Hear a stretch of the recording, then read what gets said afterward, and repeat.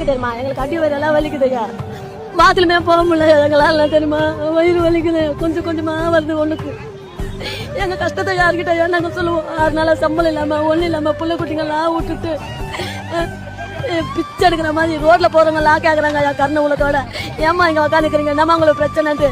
முதலமைச்சரா இருக்கிற உங்களுக்கு தெரியா இது நாங்க படுற வேதனை, பொம்பளைங்க ஆம்பளைங்க படுற வேதனை.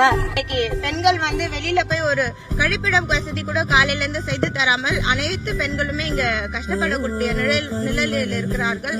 6 மணிக்கு மேல ஆகியும் இன்றைக்கும் 300க்கும் மேற்பட்ட பெண்கள் இந்த இடத்துல இருக்கிறார்கள்.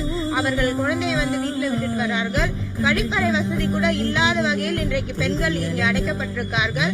சட்ட விதிப்படி 6 மணிக்கு மேல பெண்களை வந்து சிறைச்சாலையிலயோ ஸ்டேஷன்லயோ வைக்க கூடாது என்ற விதிமுறைகள் இருக்கிறது. இருந்துமே இந்த மணி 6:45 ஆயிட்டு பேருக்கு கூட இன்னமும் வந்து பெண்களை வந்து வெளியிடாமல் அவர்களுக்கு என்ன நடவடிக்கை எடுக்கிறோம், என்ன பண்ண போறோம், எந்த ஒரு கருத்தையும் வந்து